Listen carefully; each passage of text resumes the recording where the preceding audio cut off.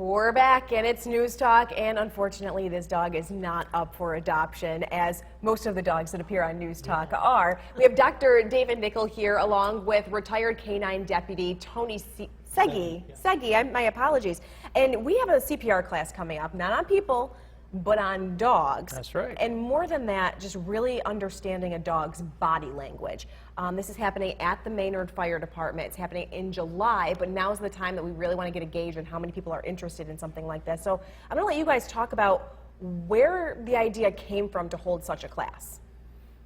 Well, I'll let you lead off, Tony. All right. The idea came, I'm also the owner-operator, Back to Basics Dog Obedience up in Forestport, and I'm the fire chief for Woodgate Volunteer Fire Department.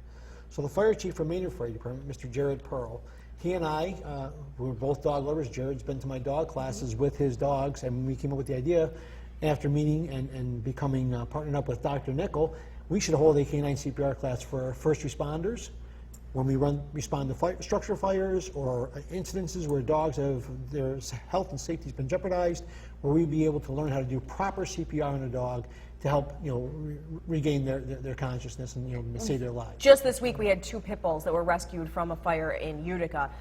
Dr. Nickel, let's talk about the basics of dog CPR. Maybe Okay. Buck will let us demonstrate and how to do that. Well, yeah, if Buck, can we get Buck to lie down, Tony? Sure, we can.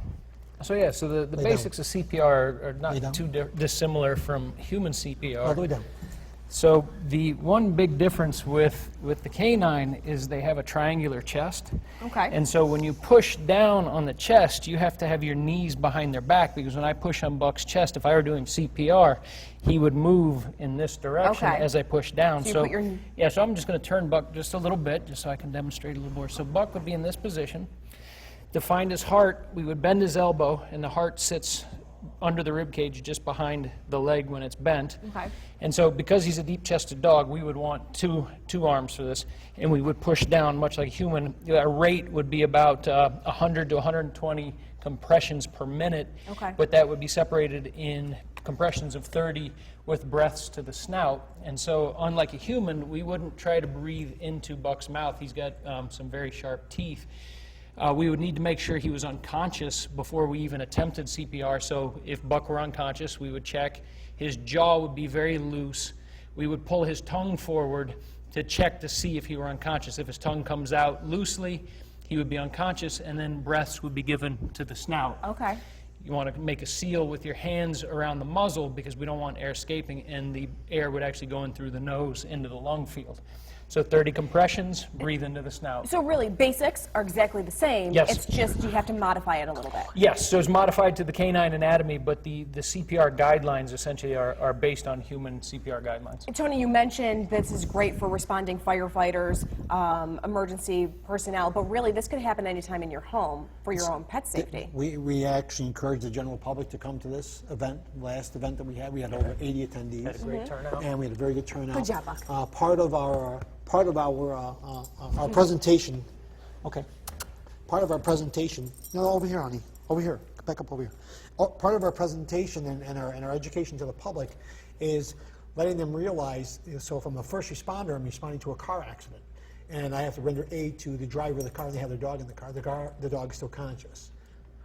How do I read what the dog is telling me? And how do I act appropriately to address the dog, to secure the dog, so I could check out the dog for injuries, at the same time treat his owner. Talk to me about body language, though. What are you going to point out in this class? Well, there's certain things that you'd look at. Is the dog actively, aggressively growling and barking, lunging forward, or actively growling and barking, trying to come out the window, come at you?